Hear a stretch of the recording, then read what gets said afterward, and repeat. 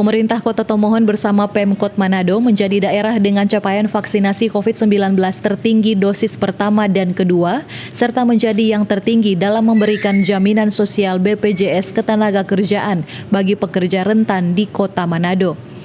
Untuk itu, Pemkot Tomohon diganjar dengan penghargaan Paritrana oleh BPJS Ketenagakerjaan karena telah memberikan perlindungan sosial bagi pekerja rentan mencapai 100%, melindungi pekerja yang ada di Kota Tomohon. Sementara capaian vaksinasi Pemkot Tomohon untuk dosis pertama hingga 18 Januari menyentuh angka 90% dan dosis kedua sudah berada di angka 74%. Untuk vaksinasi anak dosis pertama sudah mencapai 70%. Penghargaan ini diserahkan oleh Gubernur Sulawesi Utara Oli Dondo Kambe di sela-sela rapat kerja pemerintah tahun 2022 yang berlangsung pagi tadi. Paul Bawole melaporkan untuk Kawan Nuwa TV.